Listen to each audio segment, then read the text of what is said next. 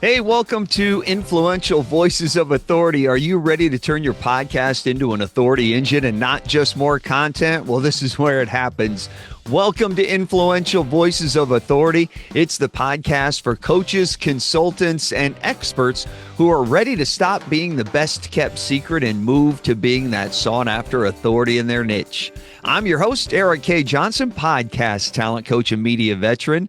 In each episode of Influential Voices of Authority, we sit down with industry leaders and people who are experts in getting you visible to uncover how they use their voice, their message, and their platform to build trust, grow their audience, and attract their premium clients. Welcome to Influential Voices of Authority. Let's get into it today. Boy, do I have a great interview for you today.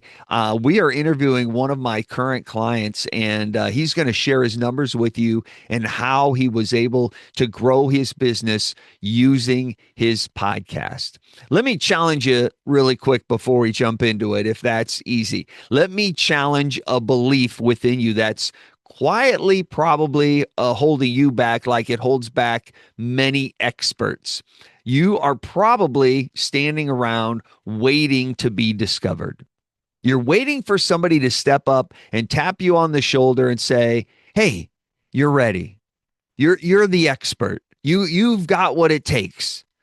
Get on out there and get them." Here's the unfortunate truth. That moment, it ain't coming. It's not going to happen. Nobody's going to step up and tap you on the shoulder.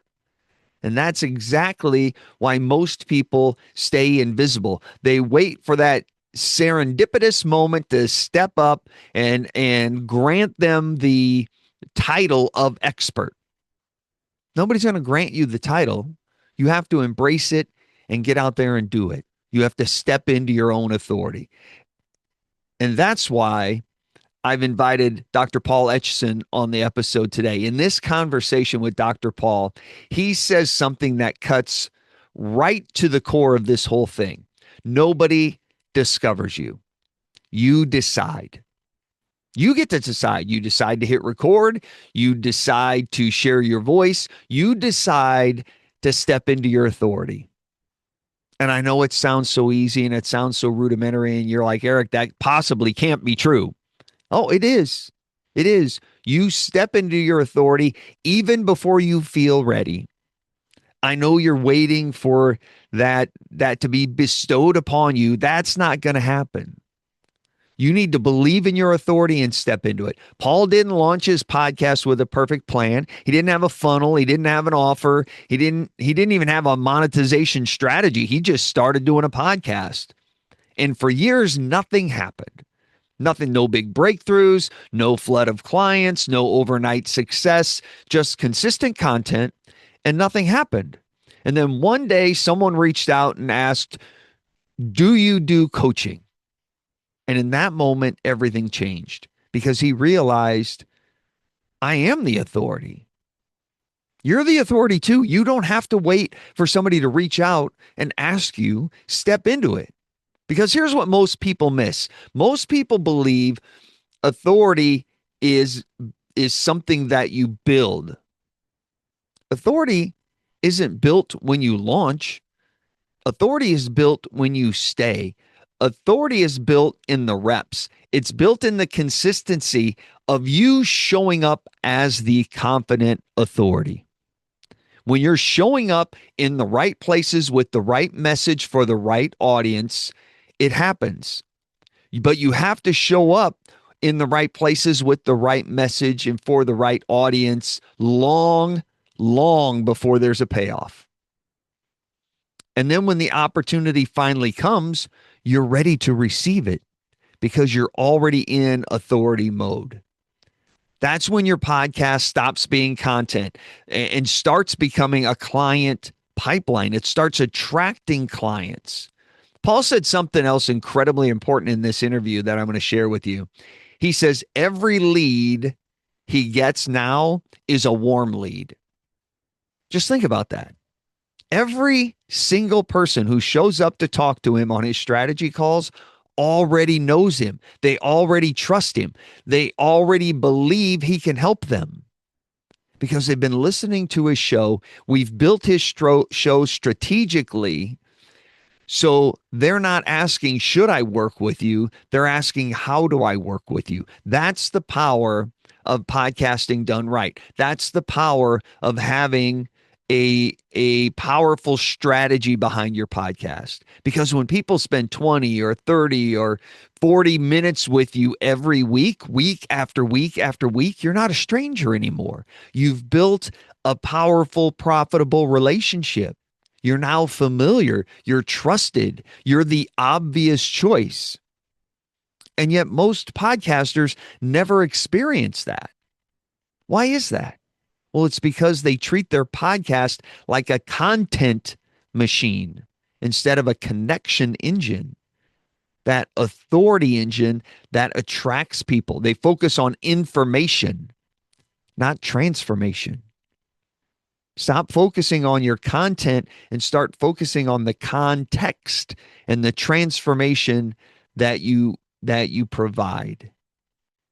Many podcasters spend too much time teaching and they don't connect. They share tips, but they hide themselves. They don't share themselves with their audience. And that's exactly what Paul ran into. Paul was creating an amazing podcast when we got together, and I was listening to it. And I said, Paul, you do a great job teaching, but I don't know anything about you. And that's what we changed for him. There was a point where people stopped saying, I feel like I already know you, because he was teaching too much and they weren't getting to know him. He wasn't sharing his story. So we changed that in his content. He started sharing his story, and now people are showing up like they already know him. Because there's a problem. When people aren't saying, I feel like I already know you, your authority stops growing, and you're not building that relationship. When you're not sharing yourself, when you're getting personal, when you let people into your world, that's when everything will flip. That's when everything changes. It creates engagement, more connection, more strategy calls, more discovery calls with potential clients. You know, Paul tells the story in this episode. You're going to love it. He went from 1 or 2 strategy calls a month to 4 a week. So much so that he had to double his coaching rates, and he's still getting people to sign up. Same podcast, same audience size, same niche, just different approach. He has a strategy now.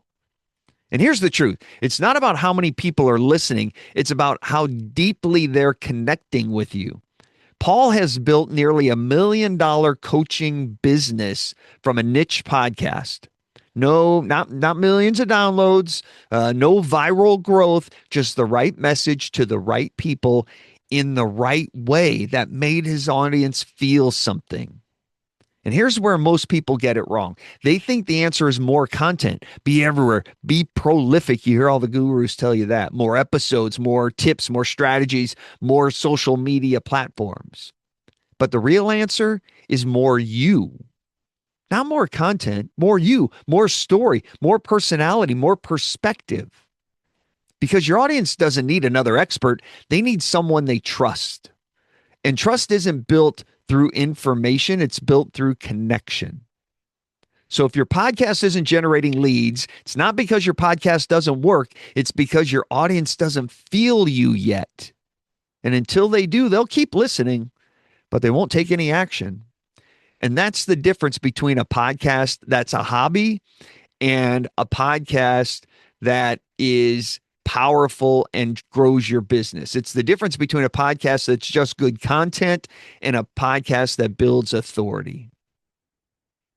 Dr. Paul Etchison, he's one of my clients. He's my guest today. He's the owner of a large multi-doctor dental practice in Chicago, in the suburbs there of Chicago. He is the host of the Dental Practice Heroes podcast. He's the author of 2 books, and he helps practice owners reduce the number of clinical days they work so they can empower their teams and grow profitability while gaining the freedom to focus on leadership growth and life outside the chair.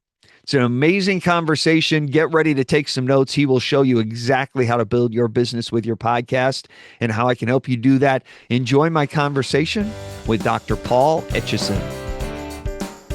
Hey, Paul, it's great to see you. Thanks for being here today. Yeah, thanks for having me on, man. I'm excited to talk and kind of dissect what we've been doing. Yeah, you and I have been working together now almost a year and a half. It's been fantastic. Tell me a little bit about how you use your podcast to build your authority in your dental niche. Yeah, it's interesting because it's a podcast and it's something that it's not like you get discovered by some like major like corporation. They say this guy's got talent. He's got what it takes. I mean, you just create it yourself, so it's like I self like just decided that I'm going to have a podcast and I am the expert. But through the podcast, you demonstrate your knowledge, um you get to like show your personality. Customers and clients feel like they connect with you. They feel like they already know you. So I podcasting is essentially the only way I get new clients, I think. I suppose I get some from word of mouth, but more or less that's the only way that my new clients are discovering me and finding out about what I offer. And it is like the primary lead flow. And what's interesting is I talk to some people about I sign up clients for coaching, and to some extent, there is a skill in the strategy call, in the interview, and it's one of those things when I talk to these people and they go through my calls, they're like, "Oh, these are all warm leads." Every single lead that comes through is essentially a warm lead because it comes through the podcast, which is a completely different lead. I have had cold leads from when I spoke at some different things, but it's a different lead. So it's the backbone of everything I'm doing. Yeah, It's because my they already marketing. know you. They know what you're all about. They know what you value. They know you, they understand your sense of humor and your story, and so they're kind of almost pre-sold by the time they get on the call with you. So Yeah, I mean you they're always surprised that I sound in real life exactly how I sound on the podcast. I get that all the time. You sound just like you sound on the radio. Well, how I did you know. expect me to sound Yeah, like I know. I'm the same Every time they say it, person? they're like, "Oh, that's a dumb thing to say," but like, yeah, I'm like, I know what you mean, man. It's Yeah, got to be right. true. Yeah. Right. So you grew your dental practice to a $6 million practice, and now you're cut back to working just a couple days a month. What inspired you to go from being a day-to-day dentist to being a dental coach that helps other dentists scale their practice? Yeah, it just kind of happened and evolved. It was never something that was intentional or planned. As I backed myself out of my dental practice, I had more and more time and I really started golfing a lot. Like, most dentists will work 4 or 5 days clinically each week. I was doing four at the time. I cut myself down to three and then down to two. And with that extra time, I said, you know what? Why don't we start a podcast? That'll be fun. I had a bunch of like really nice microphones, recording preamps from back in college, being in bands and recording music. And it was something that I've always been comfortable with, the audio production. So we just threw it out there. I mean, it was about as intentional as let's hit record and talk about stuff. Back then it was a very different product than what we are now. And even in working with you has taken it completely different direction, next level as far as the professionalism and what we're trying to do with it. But it just kind of happened. And then one day someone reached out to me and said, "Hey, do you do coaching?" I said, "No, but I mean, I'll try." And we saw how much they said, "What do you want to charge?" I'm like, "I don't know. What do you think about this?" And we did it, and I saw that was fun for me to do, and so that eventually became the focus of the podcast. But it was never the intention. It was never the end goal. It was just let's do something. It was just fun. And I mean, I did the podcast for a good 4 or 5 years before I monetized any of it. I was just recording So for on the the fun of it. podcast, were you talking about dental practice and the business of dentistry? Yes, yeah, always talking about that. Always, I mean, primarily started off as an interview show, eventually moved into solos and really leaned into solos since I've been working with you these past year and a half. I think, almost 2 years now, Yeah. even. I don't even. Yeah, it's been. Tell me about the day you launched the podcast. I mean, you having been on stage playing in a band and that kind of thing through college, and so you launched the show. It's probably not as breathtaking as some people who haven't been on stage, but for you, what was it like to like, hey, push the button, launch it, let's go? What was that feeling like? It was cool, and I mean, it's gonna make me sound like so like arrogant and conceited, but I listened to those first few episodes so many times, and it was so cool because like you're like, oh my gosh, this sounds like a real podcast. I can't believe it. I sound like I'm a real podcast host, and it was fun, it was exciting, and obviously, it strokes the ego a little bit. People saying, oh, I love your podcast, I love what you're doing, all this, but. Uh, it was an exciting time, but there was no purpose behind it, which is so funny. It's just like, I mean, we're talking about 8 years ago, so we're talking about 2018. I don't know. It was a different world back then. It's like I think a lot of people are really leaning into the podcast nowadays, and they're seeing the power in it. But it was still fairly new, especially in my dental industry, dental business. I mean, it was a very niche dentistry, uh, and there wasn't that many people doing it. I think there was maybe 30 dental podcasts. I mean, now there's hundreds of them. So I got What a was it little, like when you got that email? Like, hey, do you do coaching? And you're like, oh, I'll give it a shot. What was that yeah, feeling like? yeah. It's like, who am I to coach? Like the whole imposter syndrome thing. Like, I don't know anything about coaching. I don't know anything about dental business. And I'm like, what are you talking about? You know so much. You're like, this is what you're talking to people about. But I mean, just like coaching and podcasting was the same way with coaching. I've been doing that, 7 years now. And the coaching literally, man, it evolved too. Like you get better at it. You get better at getting results for your clients. You learn how to ask better questions. You learn how to uh, motivate them more. So it's just like anything we do in the world. We can go at it and just have fun, or we can really truly try to master the process of it. And I would never think there was a mastership of, storytelling and what you're supposed to be doing when you're on the air. But I mean, that's one thing you showed me. There's more to it. So, um, yeah, it's been a process of growth. It's been exciting for me to do, and it's always fun to do new stuff, at least in my opinion. Well, your mention of warm leads, that when you do your podcast strategically and you're crafting content in a way that makes people connect with you, they show up already predisposed to doing business with you because they already know, like, and trust you. They don't have to come to find out what you're all about. So instead of asking, should I work with you? They're already asking, how do I work with you? Because they wouldn't be on the call. They already know what you're all about. When I did Well, that, it's interesting. my Oh, first go ahead. client came about very similar to the way your first client came about. Like he reached out and said, "Do you do coaching?" And I'm like, "Well," because I was just writing a blog at the time. Um, and I said, "No, well, sure I do." And then he ended up sending me a money order, FedEx, and that's how he paid me. Like, Wow. because I didn't have any back end set up at all. Like, I didn't have any payment portal or anything. I'm just like, send me a check and we'll do it. And so that's what he did. That's how it all started. Yeah, I was gonna say that that's awesome. Like I mean, what a feeling. Like getting paid for doing something you're like, I really enjoy. It's strange. I have a white label marketing company that is outsourced to India, and I was recommending them on the podcast. And so like the leads would go to this marketing company in India. And eventually it got to the point where the person running this marketing company was getting so busy. I'm like, you know what? Why don't we I'll find an American here to do the sales calls. So I did that and we transitioned that to the American answering the phone instead of him out in India. And so I asked the guy in India, I said, "Hey, what do you think he should be closing these leads at? Like what percentage?" And he goes, "From your podcast?" I said, "Yeah." He goes, "100%. Every single one." And I'm like, "Every single one?" He's like, "100%." He's like, "Anything that comes from the podcast is so warm, like you have to be able to close it. If he's not closing 100%, he's doing something wrong." And I was just like, "What?" I mean, that's just a power a testament to the warm leads. Is that when Yeah, I was on the podcast absolutely. recommending a product, people trusted me I mean, you get your reputation and people trust you, and obviously you want to take good care of that. But it's amazing how it's just a different level of trust that you can steer people to do exactly what you want them to do, and hopefully doing everything for the right reasons, of course. Yeah, it's all part of the strategy. Tell me about a time when the podcast opened a really big door or presented a really big opportunity for you.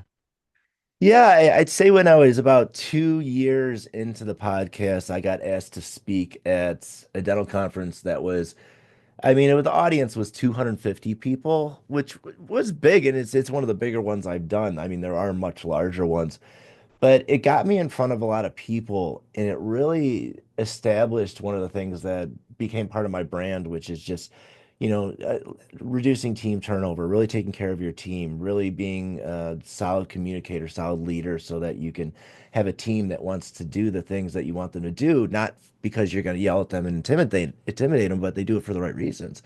So I got asked to speak, and I said, sure. Ain't never done this either. We'll try this out too. And it was nerve-wracking. It was really hard. And it was like a 20-minute TED Talk sort of thing. So I scripted the whole thing. The majority of it was scripted.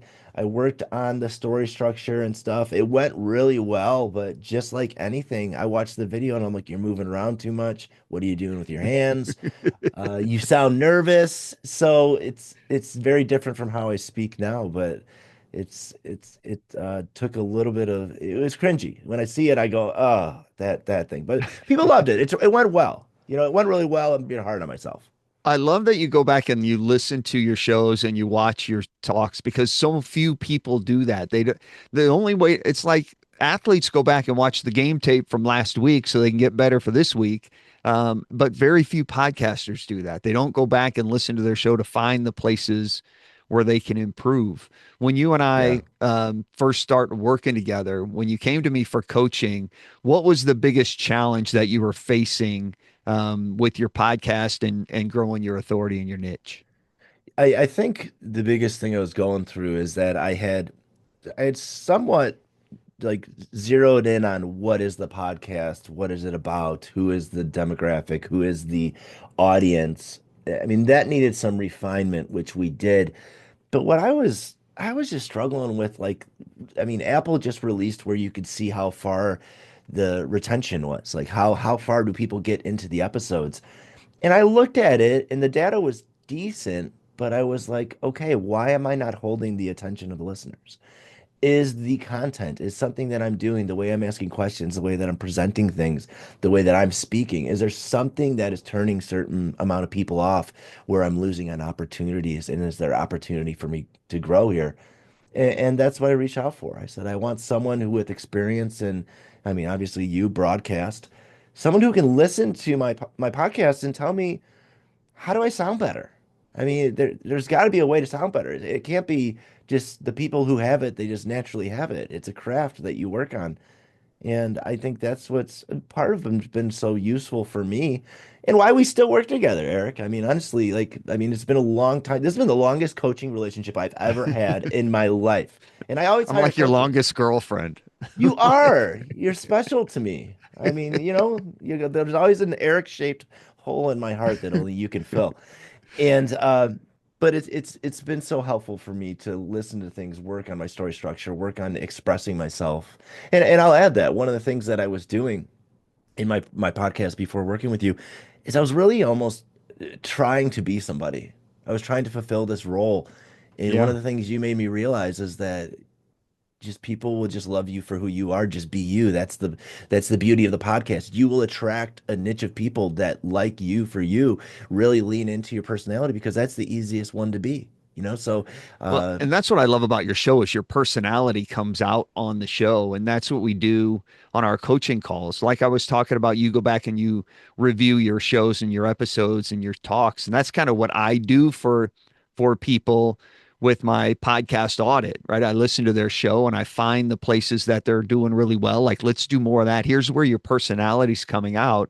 Here's where you could have told more stories and engage so that when people show up on their call with you, they show up, already know, like, and trust you, and they already are predisposed to doing business. It's a warm lead because of you, not because of your content, not because of your 6 steps to success. It's because you're just who you are, and people love hanging out with you. That's why they come listen to the show every week. And so we just infused more of you into the show, and it becomes so much easier to be you than try to be somebody else.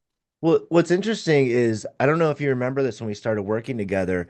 Is I told you that I had a long period of time when people would call me or talk to me or people that listen to the podcast, they would say, "Oh my God, I feel like I already know you. Oh my gosh." Yeah. But then that stopped happening. I noticed that I stopped getting those things. What it was is just, I mean, unbeknownst to me, not intentionally, I stopped really personally sharing on the show. And when I started working with you, you're like, yeah, you got to share little things about yourself. Like we want to learn more about you. And I mean, even the call to actions.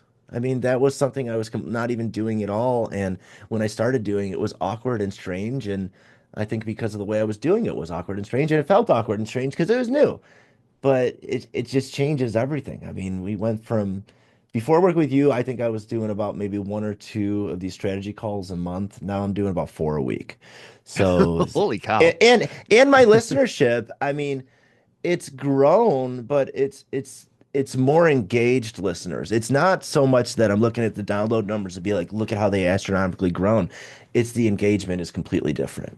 And that's what I think it's, can we, do we grow to the point where we get so much volume where it just doesn't matter how we present ourselves, or can we be more engaging and engage more of the people that are actually listening to get them to do and follow through, jump through the next hoop in our system and jump onto our value ladder and start, doing business with us. As we've been working together for a year and a half, what's been your biggest breakthrough? My biggest breakthrough has been, I think, the craft of asking better questions. Asking better questions and better follow-ups, and I'd say telling better stories. Like I do not think I am the greatest storyteller. I really don't, but I think it's come a long way from when we started. So I'd say the things that make the podcast much more engaging, and also attacking every episode with like a goal in mind. Like, what is the next step we're trying to get the listener to do? What do we want them to walk away with? Just the whole intentionality behind like this is what you do when you're creating a podcast versus hey, let's hit record and just talk about stuff, Like we're talking about only things that will help my certain listener who is a certain demographic of dentist. And we're always with the intention we want them to take the next step. And every single episode, everything, I mean, right down to the webinars I do, to the events I put together, there's always a next step. Like we're putting intentionality into it. And when you put your intention and energy into anything, it's going to do better and perform better. So I'd say just, I mean, it's hard not to pick one, it's hard to pick one thing, but it's almost everything that goes into it. Yeah, the strategy and the intentionality is such a huge part. And you do a very unique show because you interview some people on your show, but you also do solo shows, which a lot of people do. But you also have a show that you've created with a couple of your DPH coaches, your dental practice hero coaches. So the three of you kind of do a roundtable sort of show. Tell me how you use each of those differently when it comes to growing the business. Yeah, the solo episode is the goal is to show them that they have a problem, is to hit a pain point, show them that they have a problem, and then let them know that I have the solution. Let them know that I understand their pain very well. I'm the person like when they're hearing me talk, they're saying, "Oh my gosh, that's me. I can relate to that." And then I'm presenting a solution. The coaches episodes we do, we kind of just take one dental topic and we dissect it. But the purpose of that show is to make my other coaches more human, more approachable. I mean, as you can imagine, the issue when I brought on some other coaches because of my coaching, I mean, my list was full. And that's another, it's worth saying too. I would say my coaching, my one-on-one list is full. I used to say I'm not taking on clients anymore. And you had suggested, why don't we say your one-on-one list is full? Little minor verbiage tweak, but it feels different. So my one-on-one list is full. I added two coaches. So we had to somehow get them on the episodes so that people could get to know them and see their expertise and feel a little bit more comfortable with working with them because obviously everybody wanted to work with me. I'm the voice of the podcast. And the interviews, I just see those as a purpose of just trying to switch it up, trying to hear some different ideas, trying just so it's not so just all me. I think if I did it all me and I didn't bring any interviews into there, it would tend to just sound like all me, which because it's all me. Almost like the when you've got these bands you like, and then the singer's like, I'm doing a solo album, and you're so excited, and you're like, this sucks. Like Right. this is not as good as when they were at the band. Like sometimes it's good to collaborate with people. It gives you a better result. When you were in the band, what was the craziest thing that happened to you? Oh, I was in a band and we opened up for Fuel. That was the coolest thing that ever happened. And Brett Scalion's the singer of Fuel. I planned my question. I was so excited to meet him. He was like a god to me. And this album they just put out, they ended up like doing 4-part harmonies. They never did that on a previous album. And I was just like, I noticed that. That's a music thing. He's gonna appreciate that. I noticed that. So we opened up for him and I met him. And I said, hey, Brett, man, hey, what's going on? And then I started talking to him. I'm like, man, really big fan of you guys. Always been listening. I got your first album. I heard you from here. This is where I heard about you guys. You guys are awesome. And I said, hey, I got a good question for you. And we're sitting there backstage. He's smoking a cigarette, and it's just kind of chill. And I just can't believe I'm talking to Brett Scallions of Fuel. I said, man, I noticed you guys doing 4-part harmonies on the new album. What's up with that? And he almost looked pissed off. And he took a step back and he took a long drag off out of his cigarette. And he looked me in the eye. He goes, because that's effing fuel, man. And then he just turned around and walked away from me. And I was just like, I blew it. Brett thinks I'm stupid. He didn't like my question. And to a weird extent, I, as a 22-year-old kid, kind of crushed me a little bit. It was like your idol telling you you're not cool. That's what it felt like. What But what a dumb yeah, question that was. I know. Yeah. And you know who Right. else was at Thanks, that buddy. show who else that it was at the show that we opened up for was Fall Out Boy, but nobody had heard of them. That was, I mean, they're huge now, but How they many were like people were in Fall. the crowd? What was the venue? The venue is at the Canopy Club in Urbana, Illinois, and there's probably a good maybe 1,200 people. I think is what Nice. the small venue, but it Yeah. was it was. I mean, it was the biggest one we did. Usually, we're used to playing bars where it's like, hey, it's our friends and the friends of the other band people, you know? Yeah. 50, So, 45, 50 people. Yeah, right. yeah, Yeah, you yeah. know So everybody, right? Hey, there's one exactly, person we don't know. That's awesome. That's yeah. great. Yeah.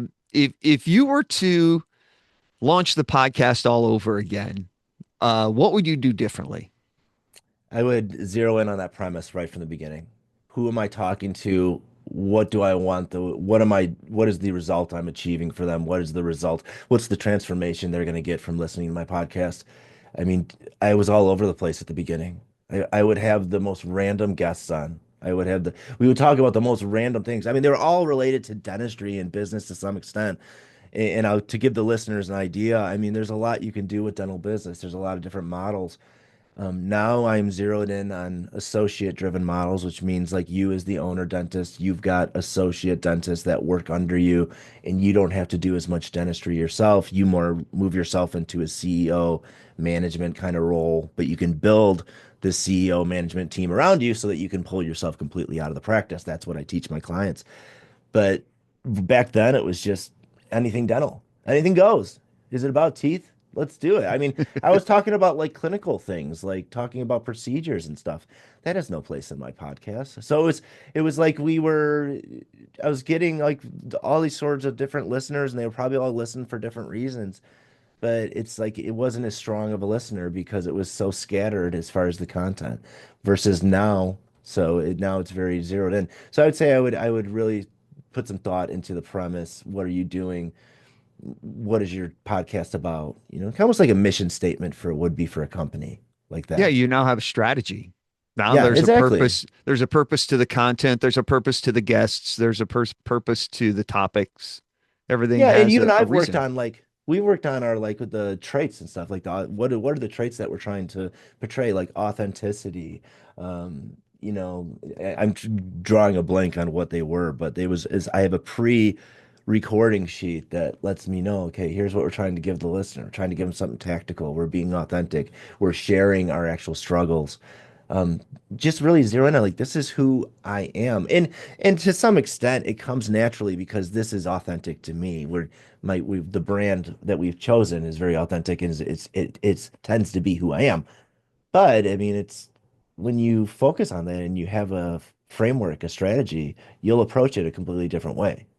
And you'll Well, and I approach it in a think way that gets a better result. I think that imposter syndrome comes into your head when you're trying to be someone you're not, right? And you're like, who am I to be standing up here doing this? Because you're trying to be that authority that isn't really authentically you.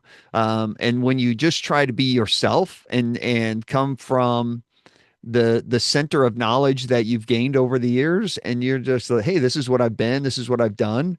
That little voice is still there, but it's not nearly as loud True. because it's so much easier to be yourself and stand on that authority than it is to try and be this made up authority you have in your head. And it just makes it Mhm. so much easier for you. Well, we sell ourselves short. We don't realize how Yeah. much knowledge we truly have, and we don't realize how much value comes from our experience. I mean, that was one of the things that I realized. I was like, I've been doing this a very long time. I've been managing a large team of dental people. I mean, 35 to 40 employees is a big dental organization. But it's funny. I'll bring this up. We just talked about this last week, Eric. I interviewed some authors. I read a book and I said, "Hey, author, I loved your book. Would you come on my little tiny dental podcast? It will do nothing for your career. It's not going to be your big break, but I really loved your book. Can I interview you?" And I will tell you, I had a lot of imposter syndrome doing that interview because it was like a different paradigm for me. And you and I talked about like, well, what was the goal of the interview?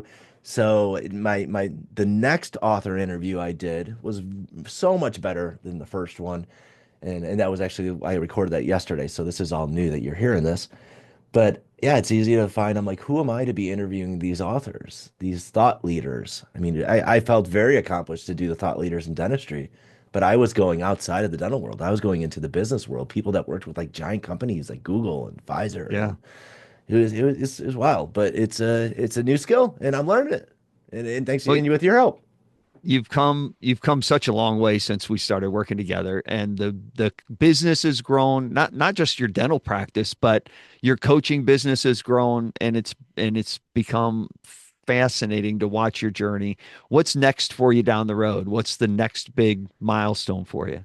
Well, I think it's what you and I have been working on a lot is just solidifying what is the yearly calendar of events that we're doing and why does each event play into the next event? So how do we get people to take the next step? So it's me, I filled a mastermind group this year.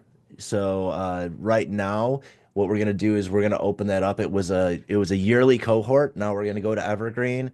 So it's gonna be an ongoing thing where I can add people as the year goes through.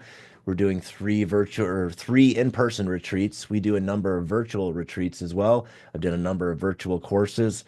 I mean, it's a full-time job for me now. I think before working with you, I mean, is it okay to talk about revenue, Eric?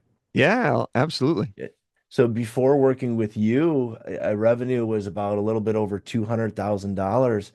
I am just under the cusp of $1 million a year in revenue, just doing coaching. So, my God, like I don't need to do anything else. This is more than enough, and it's so damn fulfilling. And it takes so much less time than my normal 9 to 5 of being a dentist that I used to do. So it's wins in every regard. It's like falling in love with your work, finding something you can be passionate about, and get it's amazing that people will pay me for it. How will people pay me just to tell them what I already know?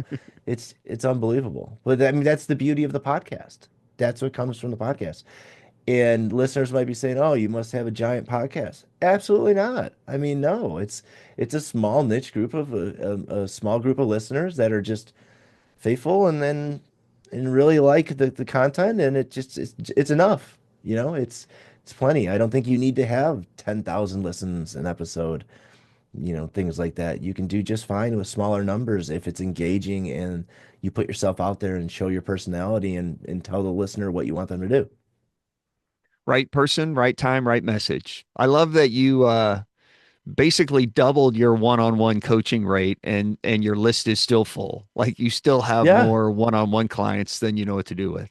Well, we created a price point so that working with my associate coaches was half as much. And we put it at a point where like nobody will pay this, and they are. So Yeah. I can't Yeah. raise it anymore. It's crazy to me, but And it's it's like, not like you're talking to all dentists. You're only talking to dentists who own their own practice. Like yes, it's a niche of a niche, which of is a certain type of fas practice too, certain model. fascinating. Oh yeah, because you have to have associates in your. It's not Right. just a one person show, which is great. Yeah. Paul, I Yeah. appreciate you spending some time with us. Where can people find you online? Yeah, go to dentalpracticeheroes.com. That is my website. All my stuff is on there. You can check out my lead magnets. We've got a community on there. We're doing free webinars. Anyone who is in a similar industry, coaching, something like that, just wants to see what I'm doing, check out my free stuff. We've got our own branded app that, goes to shows all the stuff that Dental Practice Heroes is doing. So you can check out all my free stuff there and what we're up to. But yeah, thanks so much, Eric. It was great being on here, and thank you so much for your help, man. You've done I mean, My God, what a complete 180 my podcast is since working with you. It's changed so much, and I owe so much of that to you. So thank you so much. I appreciate it. You've come a long way. And I would, if you are in the healthcare space, not necessarily dentistry, but anything in the healthcare space, I would recommend you go check out Paul's website at dentalpracticeheroes.com to just see how he structures everything, how he structures his community, how he structures his mastermind, his retreats, his podcast, his courses, his online community, his free community, his app, and all of it, and how he's built an ecosystem to really drive his coaching practice. So if you're in any sort of healthcare niche, definitely go check it out. But in any business, you would benefit just by looking at the structure that he's created and how he's been able to scale back his day-to-day dentistry in order to focus on his coaching and scale his income. And now you take your wife to Florida and Vegas and everywhere else that you and the family go enjoy Disney. And it's been amazing to watch your journey. I appreciate you coming and spending some time with us today, Paul. And I look forward to our next call. Thank you so much. You know, not only do I need to thank Dr. Paul for being on the show today, I need to thank him for being so open and honest and sharing his numbers with us. That was fantastic. You can find Dr. Paul Etchison over at dentalpracticeheroes.com. That's where he has all of his stuff. His podcast is called Dental Practice Heroes. If you're in healthcare at all, it's a great podcast to listen to just to get an idea of how your podcast can be a part of your marketing strategy. If after listening to that episode, it's starting to go through your head and you're starting to think, my podcast isn't doing that. Well, I think it's time you find out why. And I can do that for you because your show should be working for you, not just creating nice content. That's exactly what we do inside the Podcast Authority audit. We break it down and we find out what's holding it back from being a powerful resource and a marketing engine so you're attracting clients magnetically. We do it inside the Podcast Authority audit. I'll break down your show. We will break down the structure of your show, your messaging, your marketing, and show you exactly where you're losing connection and more importantly, how to fix it. You get it all inside the Podcast Authority audit. This will help you turn listeners into leads and turn leads into clients so you can make more money. All right. This is your chance to get my coaching. It's your chance to try out my coaching without getting into a long-term relationship. You can just it's a one-off, get on in, try it out, see how powerful it can be for you. And you can find it all over at podcasttalentcoach.com/coaching. It's not free.